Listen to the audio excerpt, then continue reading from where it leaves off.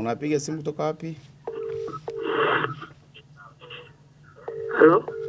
Unapiga simu kutoka wapi? Mimi Salumu mheshimiwa, nimerudi. Simu ilikatika. Tumeshamaliza hilo. Tumeelekeza kwamba uende pale kituoni tukutana na huyo askari ambaye tumezungumza naye ili kesi iende kafailiwe upya ili tuanze naye upya na tutatafuta mtu wa kusimamia hiyo kesi yako. Sawa. Nisaidie kusimamia mheshimiwa. Mimi pale mara nyingi naenda wananirusha tu. Naweza nikaenda pale ndio watu wanaleta fulani. Nikienda tena chini mimi bado nauma. Afu baada ya tukio lote nikapata ajali tena pikipiki. Mguu wangu bado haujapona vizuri. Kwa hiyo nitajitahidi na bajaji nitaenda. Lakini pale kuna usumbufu sana mheshimiwa, naomba unisimamie hilo. Sawa, hamna shida. Haya mheshimiwa, nashukuru. Haya, asante.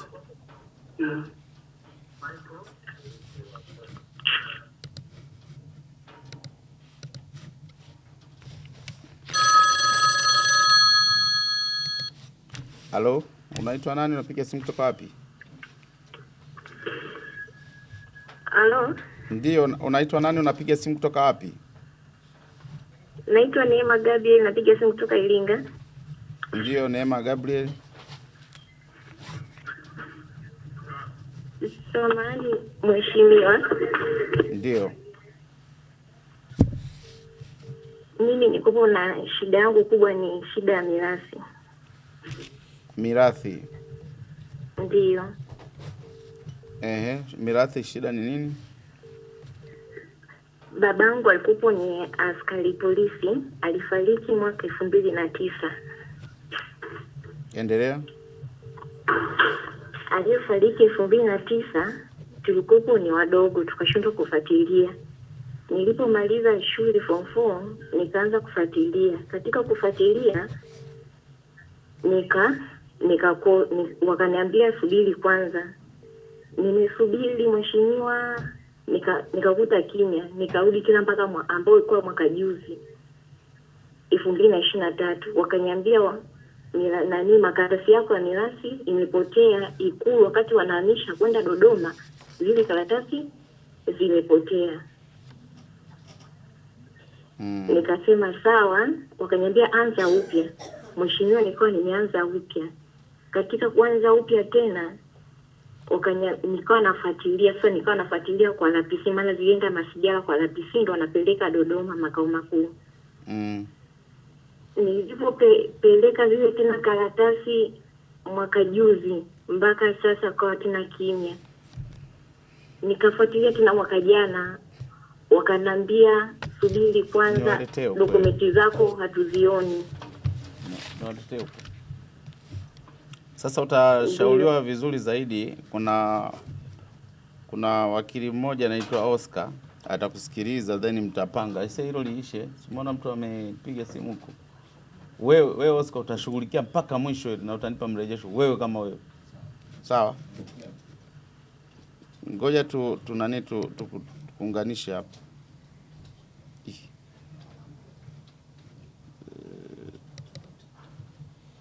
Mbona nani option haipo? Unaandika hapo? Hapo. Andika hapo kwenye search or enter number.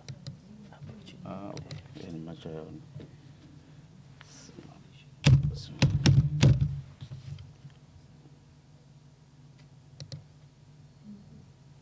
Imekuja? Msikilize huyo, afu ufuatilie mpaka issue yake iweze kukaa vizuri. Sawa bwana? Haya.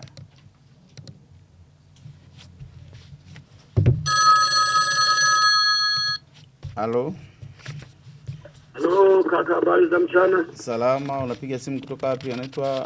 Unaitwa Charles Gobesi? Naitwa huyu hapa mzee akitambulisha mwenyewe kaka yangu. Unaitwa nani? Naitwa Charles Ngobese.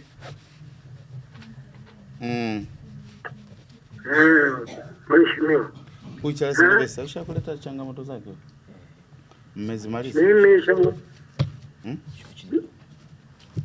changamoto zangu nimenyang'anywa shamba.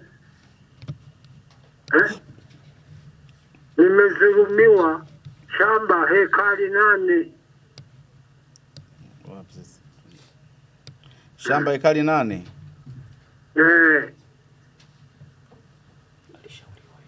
Na mteja okay. Kwa hiyo umeshatuma nyaraka zako kupitia WhatsApp, si ndivyo?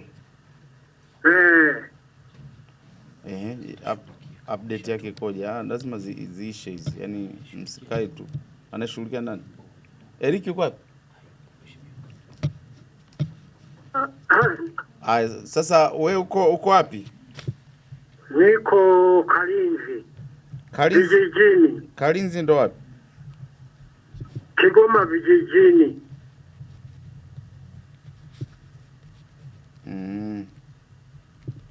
Kesi ilienda mahakamani?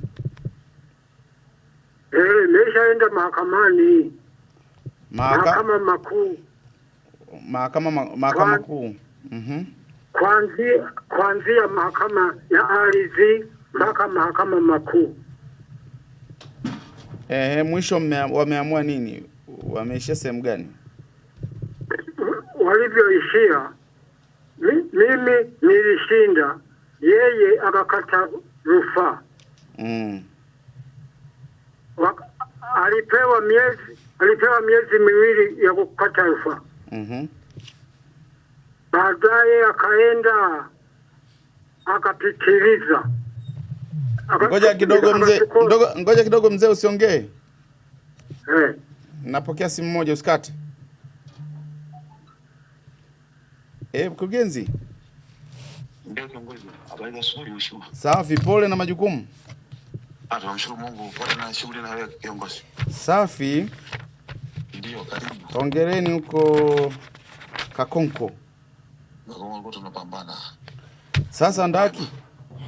Ndio. Nilipokea simu hapa ya mwananchi mmoja yuko Dar es Salaam. Ndio, mwananchi mmoja yuko Dar es Salaam, anaitwa Omar Idi. Ndio. Sasa ana dada yake ambaye yuko anaitwa Zainab Mrisho Twarib.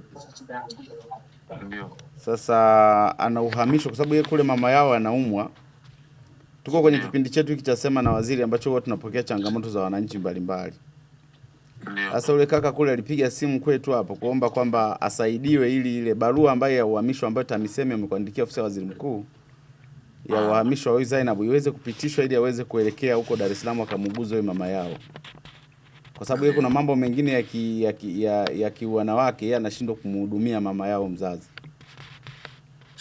Kwa hiyo ninachoomba Ndaki, jitahidi tu waweze kupata tu hiyo barua, wewe mruhusu tu aende ili tusiwe na mambo mengi. Si ndivyo kaka? Changamoto tulionayo kubwa na sisi tushakubaliana na jana, tuko nasi tunakubaliana.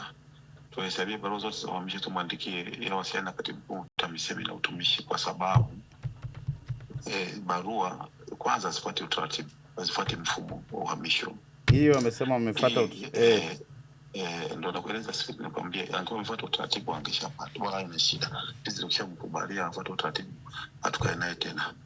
Uhamisho ule moja kwa moja wakati mkuu utumishi, sasa hatukae nao. Tunachofanya ni kuverify tu kwamba ni ukweli. Kama sio ukweli tunachukua na hatua zingine. Kama ni ukweli tunaruhusu. Wimbi la mkoa wa Kigoma kuna wimbi kubwa la watumishi kwa sasa na barua za kutoka TAMISEMI za uhamisho na fizi za karibia 100. Alikuwa na wasiana rasmi kusema basi tumwandikie rasmi. Kuna hawa alafu katibu mkuu aseme turuhusu, kwa sababu unakuta wengine mwalimu shule na walimu 4. Watoto 1000. Huyu ni labda nisikilize nani mkurugenzi. Huyu malizie kwanza mheshimiwa, nimalizie unielewe. Kwa sasa hiyo ni moja. Kwa tulikuwa na changamoto kubwa katika mazingira hayo, wako wengi. Alafu la pili, kama nilivyokuambia, uhamisho mwingi sasa haufuati utaratibu. Uhamisho wa kawaida kama sio mfumo ni ule wakati wa barua, wanaomba kupitia kwa mwajiri. Mtu haombi, anaenda tu kule kuja na barua ya uhamisho analeta pale. Imetokea wapi, mfanye nini, haipo.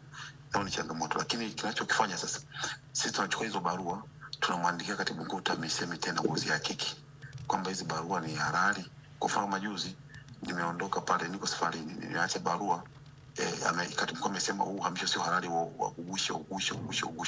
Kwa sasa huyu ambaye anasemwa, kwa sababu labda jina nilipate, tuhakiki pia ni kati ya wale wenye uhamisho feki au ni uhamisho wake ni halali. Wanaenda kwa naomba TAMISEMI vishoka, anaandikia mtaani si barua afu analeta. Ndio maana tunasisitiza watumishi waombe uhamisho kwa kufuata utaratibu, ili kusudi wasiingie kuliwa hela na vishoka, alafu mwisho wa siku uhamishwa na katibu mkuu anaelekeza achukue hatua za kinidhamu kwa sababu hajafuata utaratibu na ameruhusiwa uhamisho. Kwa mimi nafikiri kwa sababu umenipa hayo majina, moja ni ya noti, narudi kesho ndaenda kucheki tuone yeye kwenye kategori ipi. Sawa. Anaitwa Zainab Mrisho, wewe msaidie tu kama amefuata taratibu, msaidie yule mama yao asije akapata changamoto zaidi kwa sababu hayupo mtu tena kumgusa. Yaani mkuu nikwambie yani wote wengine mpaka ameenda kupitia miezi 100 lazima changamoto ya moyo. Yaani kuna watu wengi mpaka wanachanganya. Kwa nini wanakimbia Kigoma? Na kama mtu anakuwa na changamoto kubwa, mimi nakushauri unawashikia tu na katibu mkuu TAMISEMI. Sasa mimi sina shida kuhusu hilo. Sisi ana mandate ya kumhamisha uhamisho wanaotuletea sisi. Sasa nisikilize basi sasa mimi nikueleze jambo. Iko hivi.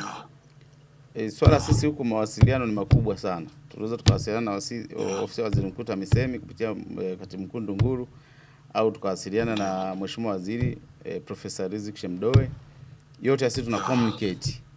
Na ndio maana kwenye hili swala la huyu Zainab Mrisho Twalib amepangiwa kabisa Ubungo, Dar es Salaam, na ni nesi, na mama yake ndo huyu ambaye ana changamoto.